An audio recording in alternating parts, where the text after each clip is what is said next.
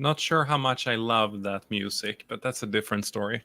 Anyway, everyone, today's value design thinking session. I don't know what we call it these days, Craig. Value creation session. Yes, value creation session. I love that. Okay, today we're going to be helping Karolyn. Yay! Thank you. We got our super energetic Ice and Christy here as well, the expert. And just as I said that, Christy disappeared. I love that. At least we're streaming to her different platforms, so she gets to live with that. Anyway, Craig, will you share your screen, or do you want me to share screen, or do you want to kick us off more? Yeah, let me share a screen here. Let's do it. It's Friday. High fives, everybody. Happy Friday. Let's merge brains going into the weekend. Let's see. Definitely standing up for this one. Windows. Yeah, get ready, Andreas. Oh, yeah. I am always ready. All right. Am I sharing yet? Oh, I see something popping up there. Add to stage. Yay. Woo-hoo! Today, we are so lucky to be with Karolyn Briley, and she is going to tell us about some amazing things she's doing around human design. And when I heard about this, I was super excited. So do you want to tell us about what is human design? What is it to you, and what are you offering people, and just kind of ground us in that? Yeah, absolutely. So human design, for people who are unfamiliar with it, is essentially like the core essence of it is your unique energetic blueprint that is designated to you.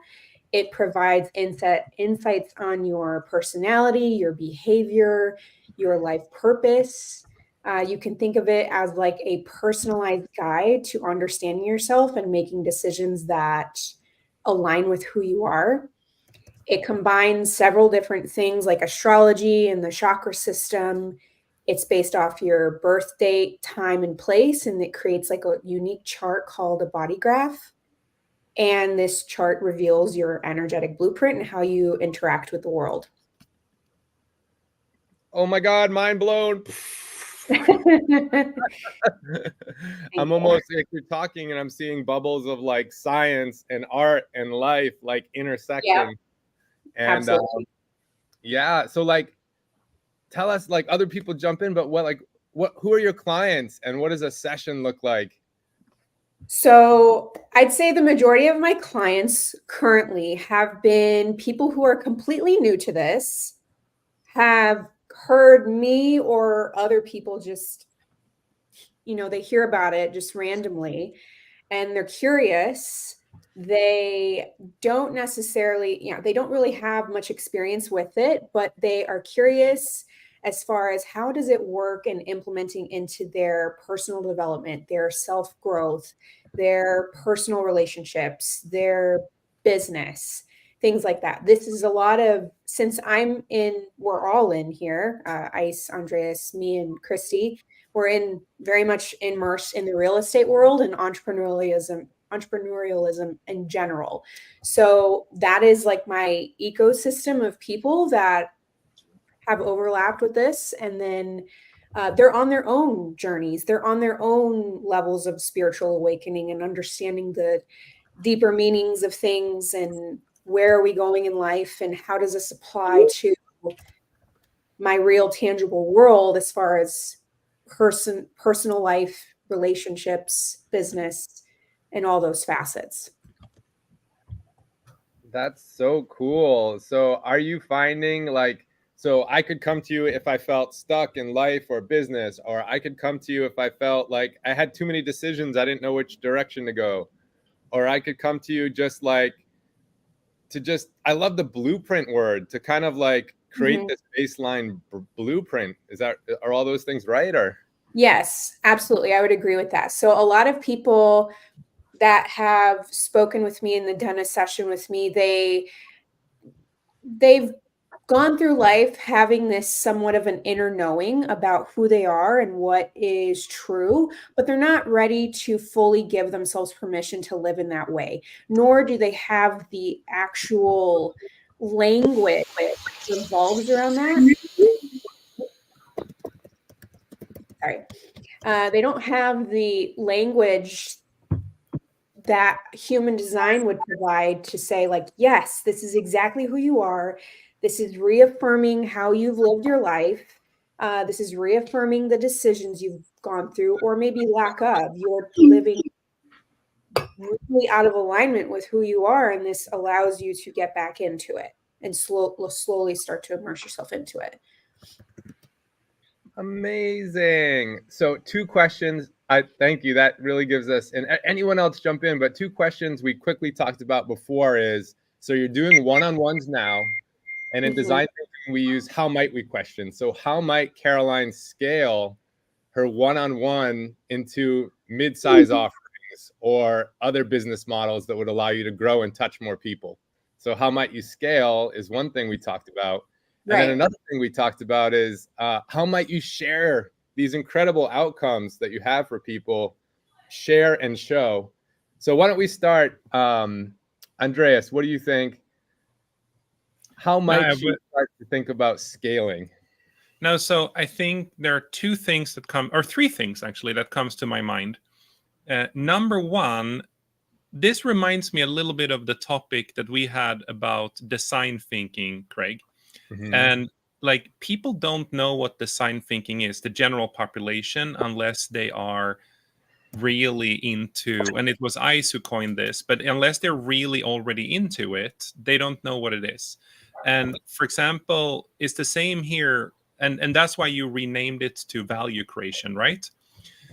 And it's the same concept here. For me, like, before I talked to Karolyn, like, I have never even heard of the concept. I still don't think I understand the concept, even if she just still explained it to me, because I haven't been through the journey myself. So there is part of this is, I think, awareness, thought leadership. So that was the first comment. The second comment is, I think that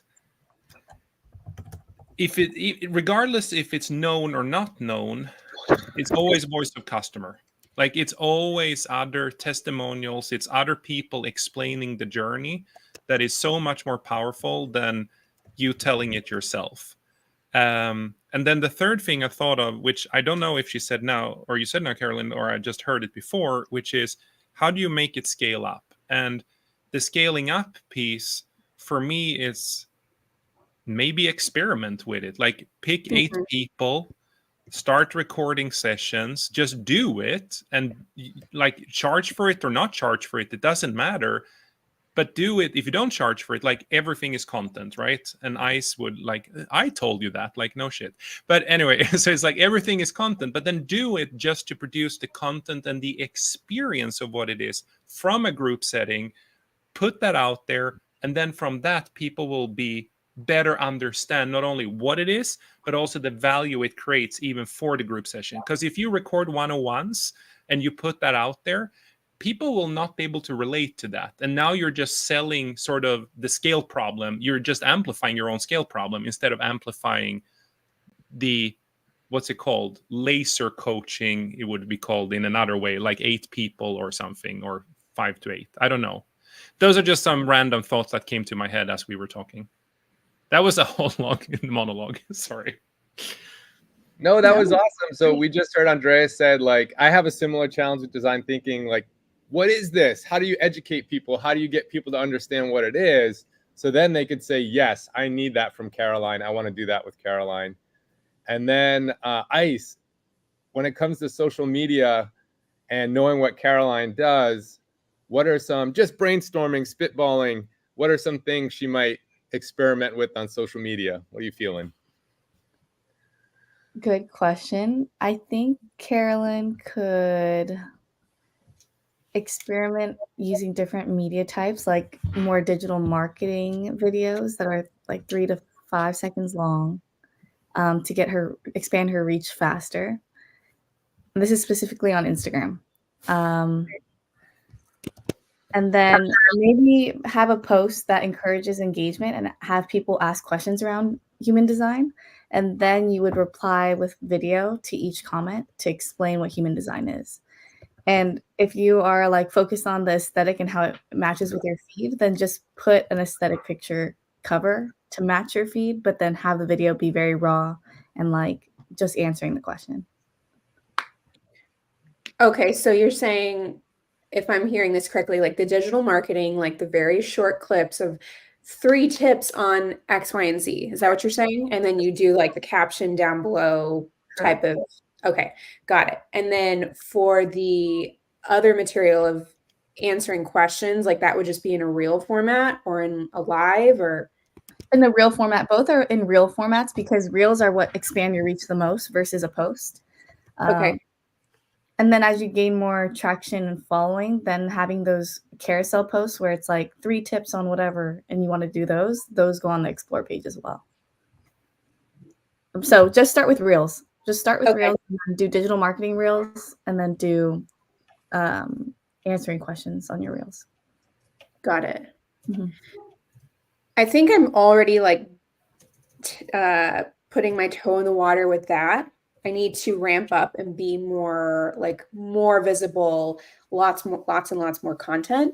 I have noticed like my reach change because this is a different facet that I'm now sharing about.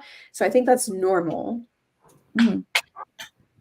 Anyway. It's normal. And like Andrea said, not many people know what it is. So you just have to explain more about what the value of your product is or like of your niche. Got it. And make it really relatable, because I think I was telling Craig, design thinking doesn't sound very relatable, but if you storytell human design with things that are more mundane that people relate to, it's like tying your shoes, blah, blah, blah, blah, and say a storyline that everyone does. It's like brushing your teeth. It's like driving a car. Got it. Yeah, so I guess like a really basic life example that I could share about is like imagine you're trying to decide whether or not to take a new job, and human design can help you understand if that decision feels right for you based on your unique design, rather than relying on like solely external advice and societal pressures and outside noise, basically. So would that be relatable in that sense? Yes. And then my next question would be, does it benefit everyone, even if they don't lead with like decisions based on feelings? Because what I heard you say is it helps people feel better about the decisions they make. And I wanted to know if that's like part of the ICP is people who lead with that rather than people who might be logic based, but also like would benefit from knowing their human design that enhances their performance in the role. So I think it does lead with a lot of like feeling because it's energetic based, but it also does pair with the logic mind of, why does this make sense? Like, why does my logic make sense? And this is the energy that comes behind it that complements it. Okay. I love that. And then something I just talked to Brenda. What's Brenda's last name? I forget. Jones. Brenda Jones schooled me and gave me great insights on that I should be talking from pain points. And what an amazing pain point, Karolyn, you're talking about. Trying to decide if I'm going to switch jobs. Such a big decision, but so many people we know hit that point pretty often. Mm-hmm. So what are other pain points? I know Christy's thinking over there. I see her mind turning. Christy, are there other pain points you could think of for Karolyn, or anything you want to add in the flow here?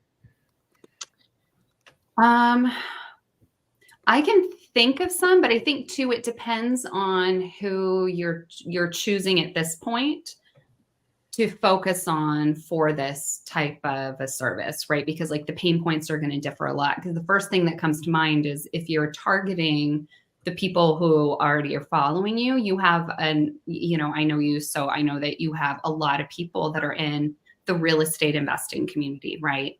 So the pain points that they might be facing would be things like, where do I fit in? There's so many options in real estate, and like, what's makes sense for me in this journey, or I'm struggling to get my first deal. Like, is this able to help me? Or, I'm want to be able to raise capital. In what ways can I? So those are all like totally different pain points depending on who the person is. And I don't know if that's, real estate might be completely separate from what you're doing here. I know I reviewed some of the things that you were working on, and those targets were more like in the health and wellness space. So then if that's the case, then I think that the pain points, if you're targeting those people, are going to look a lot different. So I think it's really keying in on like who exactly your target avatar is going to be, and then moving it from there. I think I have like a broad net right now, and you're right, like it needs to get funneled down. My broad net is like the entrepreneur, right? We're in this space, whether it's in real estate, whether it's whatever it is. But yes, very much applicable in real estate or whatever sector you're in. I'd say it has more appeal to those in that more holistic space because they're already involved in, like, that's already in their atmosphere. But like, let's say for real estate, this could apply in like decision making for investments or risk management, and like knowing how to handle risk differently, how you're balancing your energy with like the opportunities that are coming in, or making more informed decisions. I'm just kind of spitballing here, but also like effective communication. Like, how do you communicate with your team, with your business partners on moving forward? Like, very similar to the, let's just say, like the visionary integrator role. Like, a visionary shows up much differently than an integrator. And in human design, there's different types that they show up differently, and how do they complement each other to move the ball forward or create momentum. So there's a lot of overlap with these things. So knowing, if you want to start scrappy, just to build upon what you said in the real estate space, and that's where you have a lot of the connections and credibility and network. Mm-hmm. And again, this is just an implementation of the crazy idea, but I would probably start there. What if you just did a super short series? Because Ice actually said one thing I want to bring up. She said make 4 to 7 seconds reels. But if you go like 3 topics, that's way more than 7 seconds. So what if you just like put it up, title of what you're, or what if you got others to say it within the real estate community? This have benefited me the following way. And you just cut that together and keep posting what others are saying. So it's sort of, you interview friends and family almost, but people you have worked with, and have them say it, but you post it on your reels, and then just caption for more info type of thing. You can do a lot there, but I think thought leadership and customer testimonials, voice of customers, and I'm perfectly fine. Like, I even think you should verticalize it and just be like, within real estate, here are all the benefits, and that's what you talk about all the time. Within partnerships, within, like, when you're struggling with this, when you're struggling with that, like, this is the solution. I would start there. So go super narrow, because if you fight I'm going to go after 10 to 20 verticals, I'm going to do generic thought leadership, I feel you're going to drown in a lot of other voices. But if you go so specific and can highlight the value just within, like, even within single family syndications, or like, if the more narrow you can make it, find, like, Ice is laughing because I told her a billion times, laser focus. She was waiting for it. But the more laser focused you can get, and then get success and then spread it out, the better it is. And she says the same to me. Ice, awesome. That's why you were laughing, right? I was like, I've never heard single family syndication. But no. But like a group of people coming together and buying a bunch of sub 2 deals, or I don't know. I think that's actually like, it's probably grammatically correct. I didn't know what to call it. Like a legal structure where people are buying a bunch of syndication or buy a bunch of single families together. I I kind of hear two sides of this coin, and I love them both. One is like, hey, we're humans and we all have these moments about purpose and transition, and when we're moving from one part of life to another. So I know that's kind of zoomed out, but that's one way to talk to people is like you said, Karolyn, are you changing jobs? Did you just have a kid? Is your life in flux? Are things shifting? Are you looking for a life design matrix to help guide you as you make these transitions, right? And then on the flip side of the cone is like the macro zoom, the micro zoom in. Specifically in real estate, are you struggling? So I kind of feel like maybe you could make reels and talk on both zoomed out and zoomed in ways, you know? Just because purpose is so powerful, right? We all aspire to find our purpose and keep navigating towards what that is and defining what is that, right? So I agree. Yeah. But this is for sure an emotional based sales pitch, regardless of what you do. Like, it is the feeling you're selling here. And I think the more, if you are only the one translating a feeling, you should do that. But others translating it, like, that's way more powerful. And I learned this trick yesterday from, if you interview them or if you film them. And Gianna, who you know who it is, like, she told me this yesterday. Whenever you ask someone to do a testimonial, don't just say, what do you think was good with what I did? She said, when you film someone, tell them like this: I have customers and they can mean the success or failure of my business. So when you give the testimonial, please just try to convince them. You're not convincing me, but try to convince them to sign up. Because if you tell a person to do that, they will go that extra mile and really want to make sure they add value for you. And then it's so much more believable, so much more passionate. I just love that mindset. I love that too. That's helpful.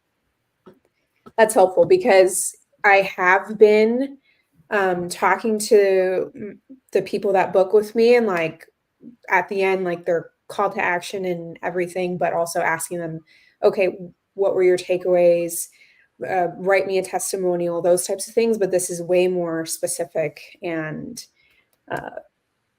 targeted to get them to, deliver a message, not for me, but for, like, I don't want them to make me happy, right? Like, no, and that's what people do sometimes when you ask them to give a testimonial. But it's like, no, help me convince one more person. Like, what was it that made you go for this? And like, that's the passion, that's the energy. What's the value? And like, they're on the fence. Like, help them get across. right. Karolyn, what are some of the things that's so awesome? You're getting that feedback. You're building in that feedback back loop. And with human design is about iteration. What are you hearing? What are people saying at the end of your sessions? They're saying, you helped me by doing blank, or thank you for, like, what are you hearing? A lot of what I'm hearing just right off the cuff is it's a lot of reaffirmation of what they've experienced going through in life. Like getting rid of the second guessing that they've gone through.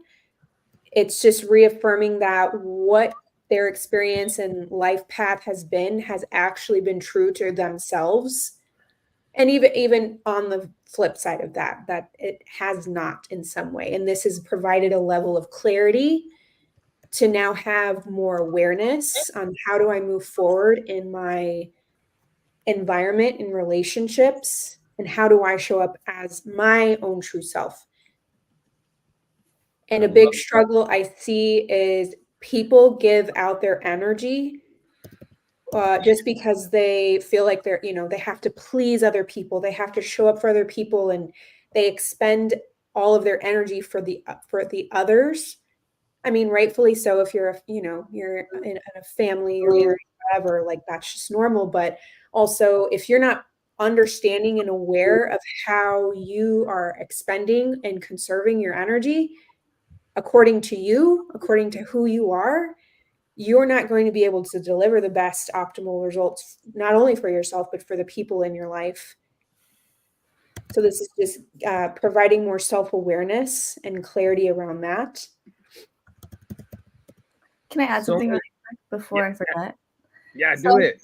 Being able to market those negative pain points of like, this is what happens when you're not in alignment with your energy, or like showcasing that, then shows like, okay, this is the benefit of human design, or sorry, yes, of human design, rather than if you led with these are the benefits of human design to avoid the negative. No one really relates to, it's not eye-catching because it's not relatable, but everyone relates to the feeling when you have to like go to a party and you don't really want to, you're just showing face, or like having to have this small talk and you're like, I feel like I'm giving my energy to someone who doesn't care. Like these are things that you can lead with in your marketing to make yourself more relatable. Okay. So kind of do the inverse, like negative Yes. marketing type of thing. Identify the pain, talk about the pain point to make people feel that they see themselves in the problem, and then offer the solution to them. Okay. Mhm. And then finding that balance, because I can tell you're like, your whole thing is about positivity, empowerment. So like, how do you do the inverse that's authentic Right. to you, right? So Mhm. maybe it's like, are you feeling completely wiped out and tired at the end of the day because of the environment you work in? Like, let me help you figure out how to manage your energy better through all your interactions, right? Like, so like, you know, kind of modeling it like it's negative, but it's not really negative. It's still positive. I don't know. Yeah. I get it. What I'm hearing and it's making me think of is, you know, listening to Donald Miller, how he was saying, he was giving examples of how it's like you lean in the storytelling and in marketing of like 75% of like what you're saying, you lead up front with the pain point, and then you just like really get them to empathize with that. And even though like maybe 75% of what you're saying is negative, you're ending with this solution and like the story and the way of how you're avoiding it or helping them through it or whatever, that they're left with the feeling that this, like, they don't realize it was a lot of negative. Instead, it feels positive and it feels like they're interested or whatever. But Yeah, and Got I'll it. send you an account after the call where like this lady who does, I think like manifestation or just education on how to be like what the universe is saying to you. She story tells like role plays as if she's a person who's saying the objection back to her. Like, I don't get it though. Why would the universe say this to me? Well, it's because you might not be in alignment with your energies and blah, blah, blah, blah. Well, how would I do that? You can look at the link in my bio. Like, it's entertaining yet also Education. Yeah. so I'll send you that for inspiration. Okay. Love it. I think I follow a few accounts that do that, that do the like Yeah. back and forth. Role Okay. playing. I want to try that too, man. Someone told me that no matter what message you put out there, your first sentence is the hook of either the negative or the positive recognition of a pain point or value. But the second sentence out of your mouth should always be the rejection handling of what the first rejection the person says. And I just love that concept. And Ice, you're an expert at this, but it's like role play the rejection handling and answer that question in your second sentence. It's super powerful. Mm-hmm. Can you model that for us, Andreas? I'm only here. I'm still horrible at it, but it's if the pain point is in this context, no, I can't actually quickly. But basically, it could be like, what did Andreas say? You're losing money if you blah blah blah blah. And I know what you're thinking. Why would that be? Like you're addressing what they're already thinking, so that when you show up on their reels, they don't know who you are. They don't know your credibility or your face. So you like objection handled right away of like, I know what you're thinking, or I don't know. Like that's the most common one. The psychologist, the person feels like, oh, wow, you really see me there. Like if you understand me, if I feel understood that quickly, I want to hear more of what you have to say. Or this video was meant for them. Like their algorithm tailors the videos so it's like, wow, it hurt. I don't know how it heard my conversation with Karolyn earlier, and we were just talking about this. Like that's how they feel the most seen, and then you get that engagement right away. Like, oh, I like this because it's actually what I'm going through. And there was a book, Hook Point, it's called, that talks about the psychology around this. But this is not just social media, that is marketing and everything else. Mm-hmm. It's marketing. Hook point. Let's write it down. Book reference. Ring the book reference bell. Check out hook point. What? Hook points is okay. Got it. And Christy was talking about Donald Miller. He wrote Story Brand. He's been very inspirational to me. Oh. And to double click on that, he talks about the villain, right? So you're offering a framework, tools to make people's heroes' journey even better, lives even better. So what villain are you helping them eradicate or combat? And that could be indecision, or that could be energy vampires, or that could be, so Caroline, we're just spitballing. Who are the villains you're vanquishing, that you're empowering people to vanquish? As far as just like people or things in their life? Yeah, it could be things in their lives. Like if I looked at your value props, like you're giving clarity, you're helping people understand their past so that it's more affirming and it makes sense. You're helping people show up authentically. You're helping people manage energy. Mm-hmm. Right? So energy could be like vanquish the energy vampires in your life, right? Defeat the energy vortex. Is that making sense? If not, yes, no that's making sense. Not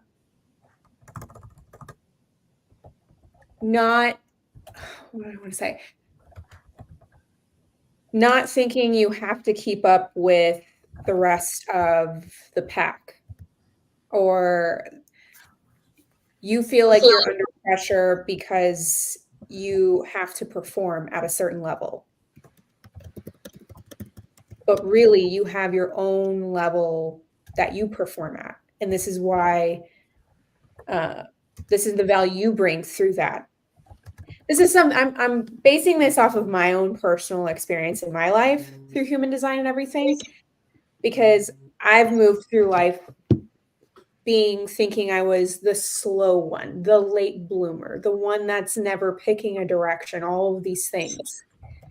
When really I have been going through life accruing experiences and experiments and all of these life things that have happened to me. So I'm the one that's actually going to be providing the wisdom and the value and the advisory and the guidance to those people who are, kind of on more of a linear path than I was.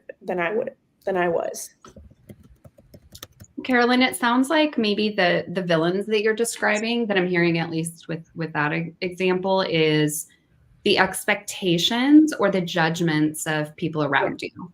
Yes. That would be the villain, is like those. Yes. Great. Getting rid of those outside external societal pressures. Mm-hmm.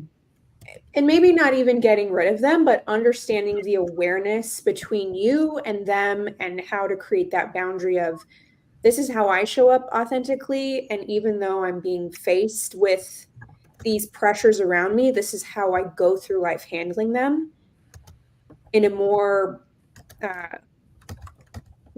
aligned way, according to me. To build upon this, I like the villain mindset. The alternative is to say, which marketing archetype are you? What's the, and I know we talked briefly about this, are you the sage? Are the you, or what are you through this? And I think studying all the different marketing archetypes combined with understanding which is the villain you're slaying, I think narrows your messaging very quickly. Got it. And I've looked into the sage archetype. Need to do more exploring on it.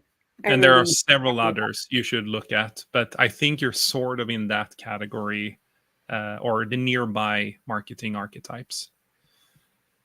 So yeah, it would be more like the doubts that you instill upon yourself, like the doubt demon, or,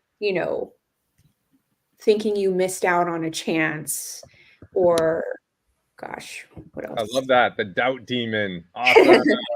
I've been filled with doubt demons for a while. Vanquish your doubt demons. Yeah.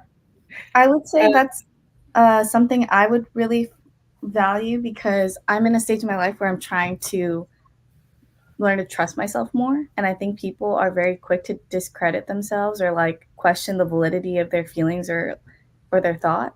And especially for like the younger generation going into whatever entrepreneurship or the workforce, being able to give tools and like logic around how to trust yourself more and your intuition would be really Yes. cool. Totally. Nice. I love those words. So tools and logic around how to blank, trust yourself more, vanquish your doubt demon, all those things. Tools and logic around. Okay. What's the typical age category persona here? Like, how old is the typical person? What have they experienced in life? Like the people you work with today on a one-on-one basis. I'd say a typical age range is mid 30s to 40s so far. I do have a level of engagement from like probably the mid to late 20s, but the core of the people that I've helped and gone through sessions with are in that age range. So they've definitely gone through their fair share of going through college or not going through college, getting married, having kids, family dynamics, career paths, those types of things. So they've accrued mucho lived experiences. Exactly. So is it because the sample group you're looking at is from within like a sub 2 or multiply, or is it that you are that age category? And the reason why I'm asking is I'm trying to relay it back to what I said, because maybe there is a younger generation target group that you just are not naturally connected to. So, or an older one, like, I don't know, like, that's why I'm actually asking. I'm wondering if it's just the outcome of who you are around rather than the people who really have the need. I would say that there's a lot of validity in what you're saying. Is just because I'm in this natural atmosphere and built up relationships with the people around me, and my following on Instagram and social media is primarily in that age group from sub 2 and multi-fi.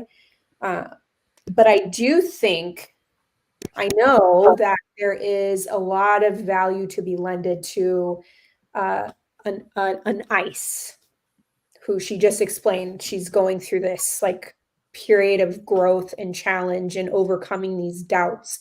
And if I had known this in my 20s, how much differently would I have shown up throughout, past that?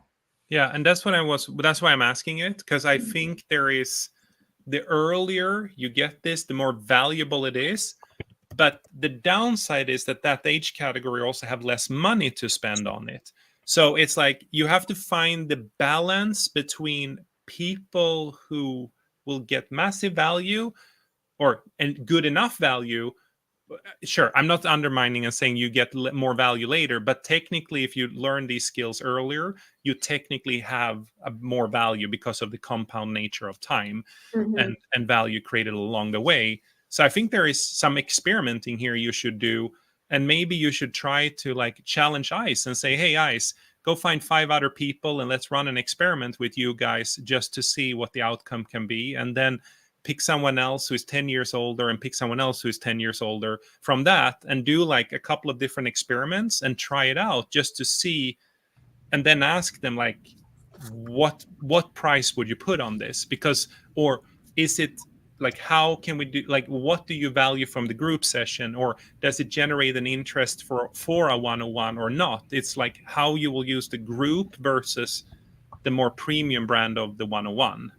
Like, I don't know, I'm just speculating. I think I would play with this, and here is why I say this.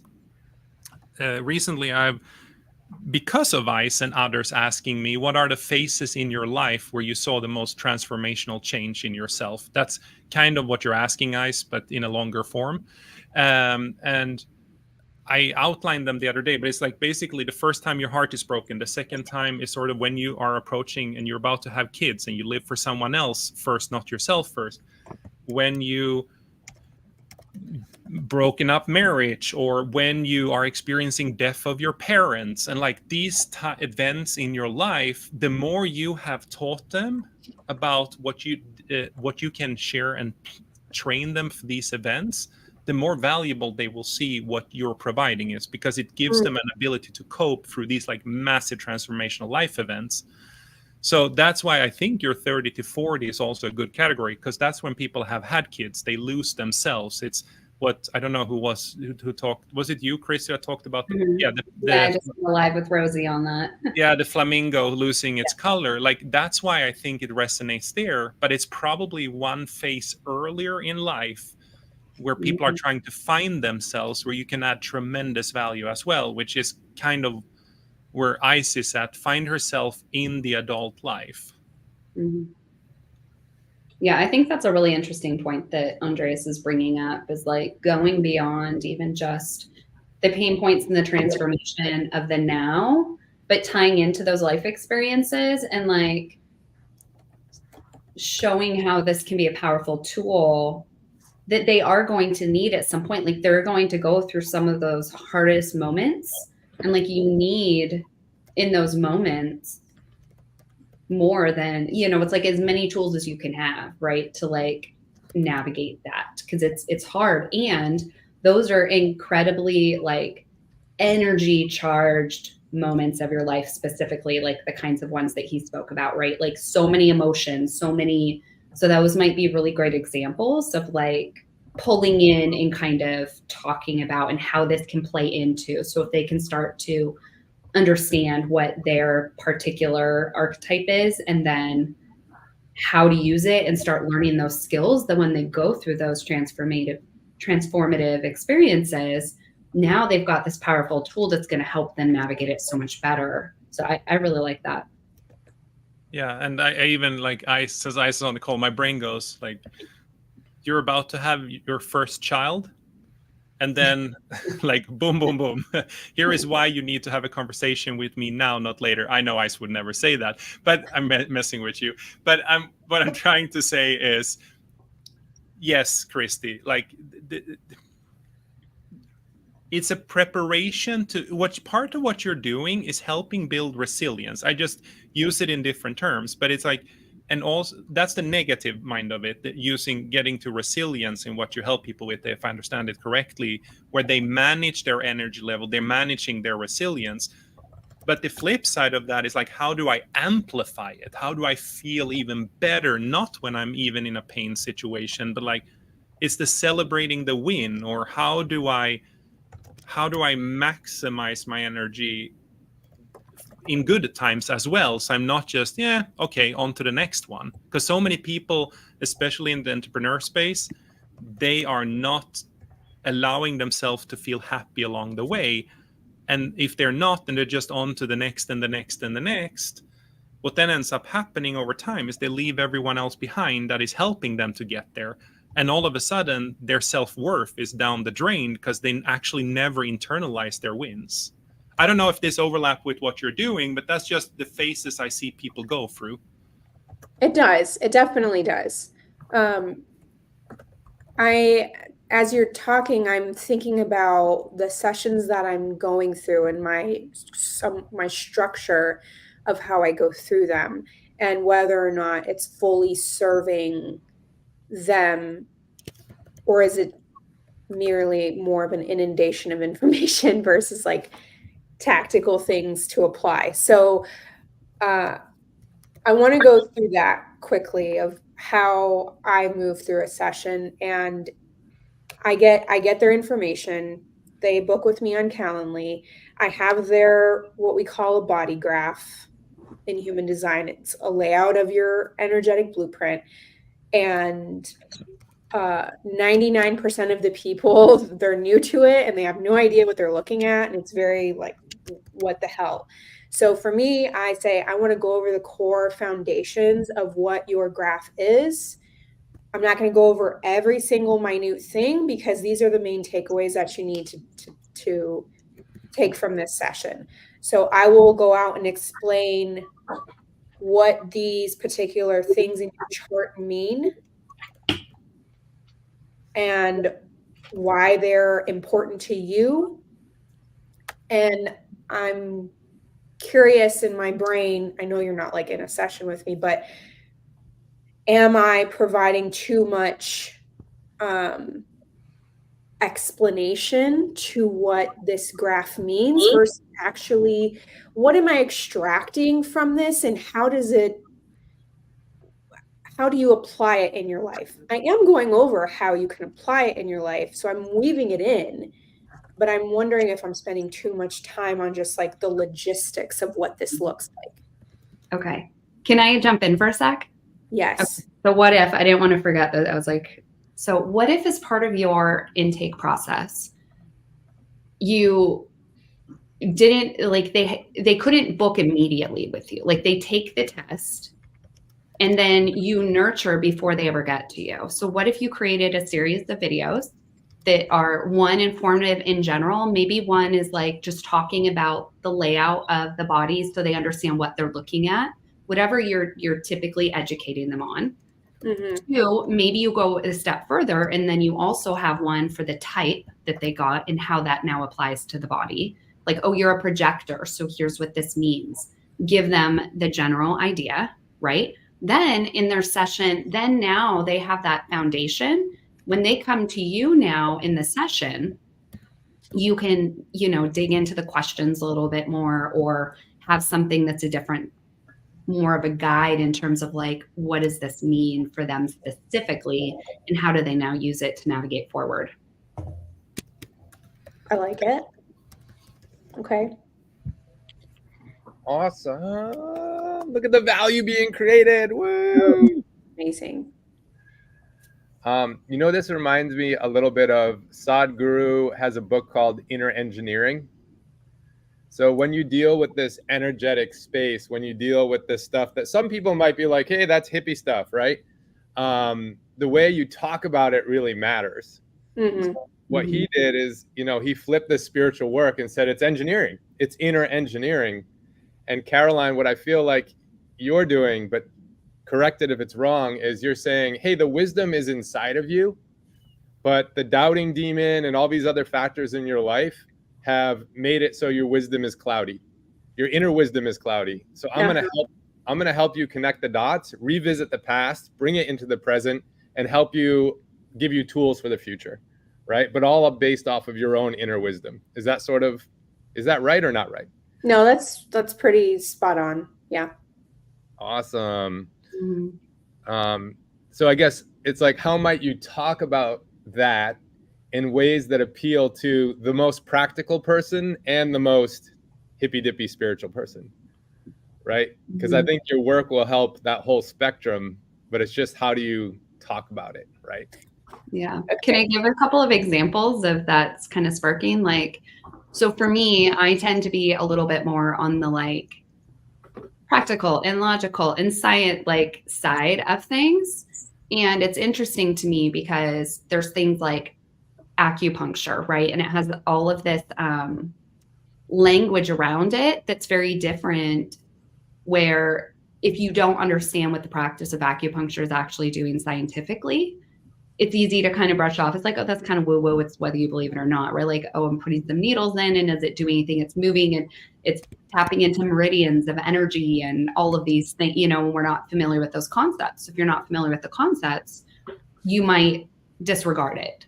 However, if you change it into the language that someone like, for like myself, where as in part of that's cultural, but you're changing the language and it's like, oh, what it's doing is creating micro trauma in little areas of the body. And in this area, the arteries are going this way, or the heart, and this is moving from here, and the brain is communicating with this body part. So what it's, and like you're changing the language of still the same thing it's doing, but explaining it using the other terms.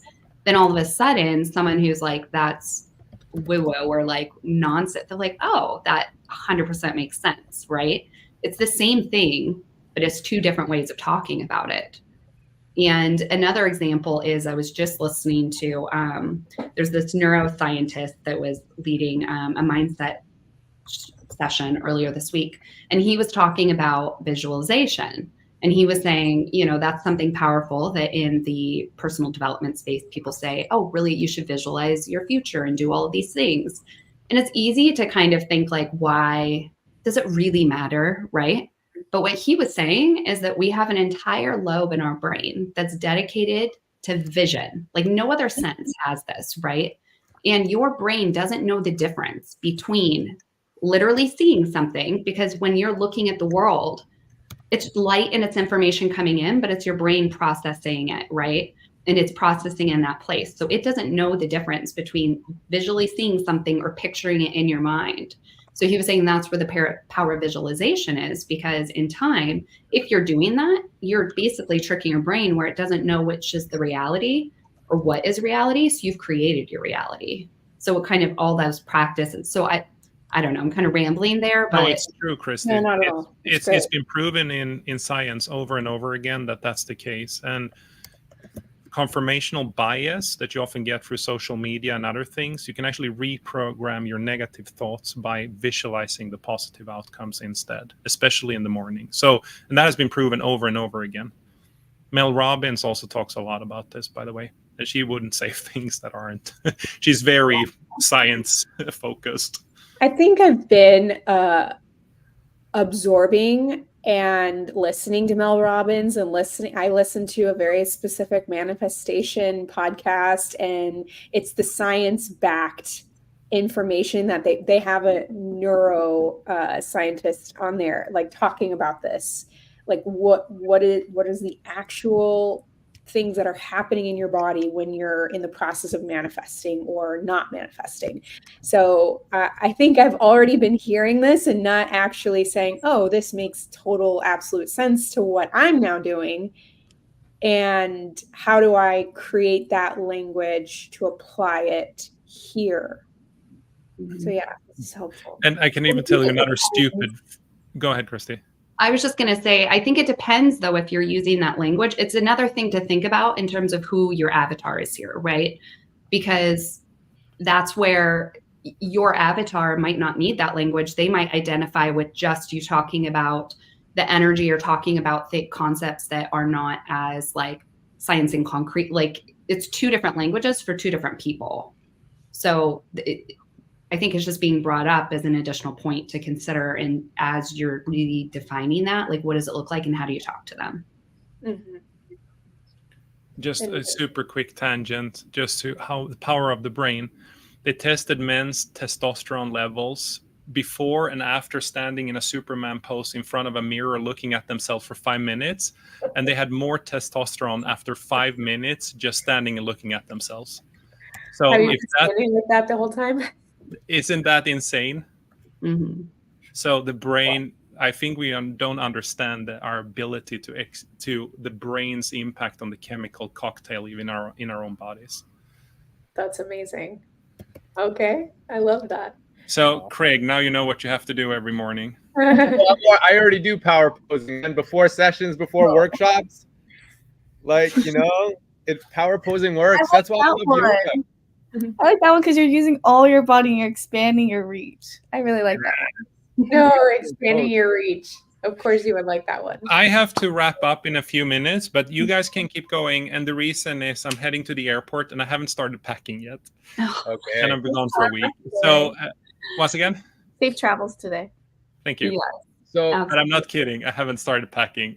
I washed my clothes at 1 a.m. this morning. Oh my gosh. Oh my goodness. Karolyn, I wanted to ask, because I know in the beginning you had mentioned like your goal with all of this is to try to identify like a mid-tier offering. And I may have missed it because I got kicked off in the beginning, but like what you're currently doing, like the coaching individual one-on-ones. Mm-hmm. So what is right now the outlook look like? Where does that fit in? Is that a low ticket item? Is that a premium? Is that like, and beyond that, what then to you is a mid-tier offering? Okay, so right now my one-on-one is, I feel like it might be misplaced in the moment, because that should really be more of a premium offering, having me personally assess, like go through a session with you. But I'd say it's on the lower end. And right now it's at a much lower price point than I would like it to be, or where it would like to be, because I'm gathering feedback, and I want to get reps in with people and like how does the flow of these sessions go, and where can I improve, what are people's results, that type of thing.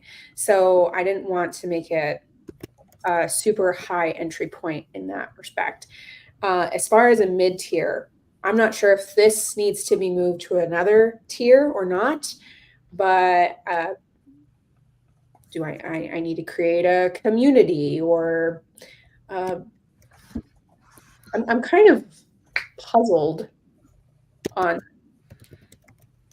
what the next branch or phase of this looks like. I think I talked to ICE recently about like creating courses, or just something that's already, I've done it once and they can go log in and pay for it and do it at their own leisure and learn more in depth about how this applies to them specifically, or just like do more trainings on it in that sense.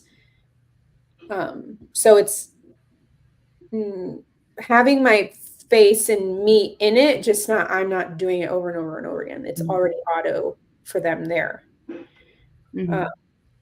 So it's like a passive income, like a master class or a yoga teachers have a cool model where most yoga teachers who live off teaching yoga make most of their money from yoga teacher training. So like teach the teacher. Like they teach classes to build fans and touch a lot of lives, but then teacher training is the business model that makes significant money. So that's just like another metaphor I was thinking of. Got it. I that's something I have thought of for future, is me not necessarily doing the sessions 100% of the time, but actually having a team alongside me, like a couple people that will do these sessions and that will be a part of, I've trained them and now they get to do this type of thing. Okay, I have an idea. Are we open to it for the last 5 minutes here? If we go to a quadrant and flex our quads, what are things that are easy lift, meaning it's not so hard from your point of view, Carol, and that would give you high value from where you are now? So low-hanging fruit in the quadrant that might help you move the needle. Open to any ideas. First of all, Carol, have you heard anything in the session that you feel like would be pretty easy for you to do and it would help move your work forward? Yeah, absolutely. The easy things for me to do is just content, just normal, create more digital marketing content and reels, put more information, education, entertainment content out there. So that's an easy, low-hanging fruit for me to do. Awesome. Anyone want to build on that or add to our easy lift high value square? Testimonials, experience from her one-on-ones. So in the next 2 weeks, can you get 3 testimonials? Yeah, totally. Awesome. I have a few in the works already. Yeah. Awesome. So content creation, testimonials, what else? Low-hanging fruit zone. I would say the biggest asset that we all have, but that you have more powerfully too, Karolyn, is the communities you're in. And so then encouraging them to be active on your content and sharing like what your mission is so that they can be part of it, not just like to up your engagement, but why is branding yourself important and like how does it empower the ICP? Especially if you're like targeting beginners or youth or people who like they've gone through that stage, they would be more than willing to like philanthropically be involved. Love it. Nice, I love it. Andreas and Christy, you want to add to the square before we wrap? I would add one thing, and that is figure out how an experiment group version of the offering would look like, to try, like, start with 3 to 4 people and just try run it, like stumble and fail quick, and then what does she learn from it over, and just iterate. Like, I'm not saying it's going to fail, but what I'm saying is get into it, collect the feedback between each session, and almost interview them as you're doing market research, and then they get it not for free, but almost for free in return for providing you the insight of what they're learning from it and what they find valuable versus not valuable. Okay. So just start like experimenting with the mid-tier product. Do I do that based off of those specific age groups, like you were saying, like do one experiment? I would do that, because I think that the thing you take away from something like this when you're in your mid-30s compared to early mid-20s is very different. Life, because when you're in your early mid-20s, you lived as an adult for a few years, and technically your frontal cortex and your brain is still developing. Mm-hmm. While I think that in your 30s, 40s, you have a very different, you're more jaded of life, and it requires a different intervention to move on to something new. I'm jaded. You're not jaded. That's the beautiful. You're not yet. You're not jaded. You think you are. Yeah. Christy, how about you? You want to add to the low-hanging fruit square here? I don't know if it's low-hanging fruit or not. I mean, it will be, because I think it'll make it easier. But I think for you, one of the biggest action items that I see is really just figuring out, and part of it's the experiment group that, Andres is already recommending, but really just identify, like, who is this avatar? Like, who are you starting with that you're really speaking to? And also, how much are they willing to pay for this? Like, what is the value they would put on it? Not pitching, but actually asking, because then you know how to price it as well. Mm-hmm. I should be taking my own advice here, but that's a different discussion. I know. There's so many gems from this session where I'm like, oh, I need to double click on that too. Jesse said, could an entry tier be some of that consumable content, mid-tier periodic group sessions, upper tier is an individual session? And then he said, Jesse, I have to do one for her. I assume he meant with her. And there's cross-community conversations with others on social platforms could be an option. Love it. Is that Jesse Taylor? Yeah. Yes. We did a session. Well, he said it publicly, so I will. We did a session like a week ago, and it was really awesome. Okay. And then I don't think she's on anymore, but Kayla Kraft joined for a few seconds as well, and I assume she has some opinions about these topics, but I didn't choose to engage her. Love it. Well, this has been awesome. Oh, good. Can you bring us home, Karolyn? Just like, did you get value from this? 100% honesty, and what was the value? And then, yeah, we can sign off. Very much.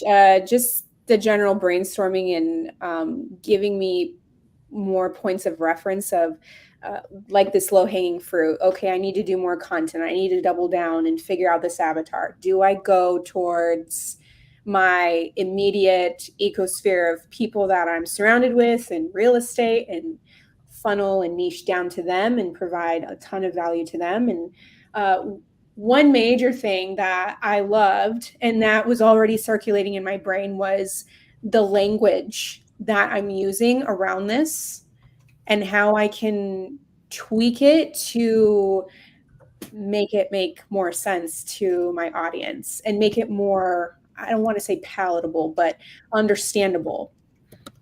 Tangible, maybe? Yes, tangible, exactly. Because I say this a lot to myself and Myron, like I work very much in the intangible feelings of things and emotions and energy and everything. And it's like, how the hell does that even make sense for people? But it does make sense because they're tapped into visualizing, they're tapped into mindset and all of these different things.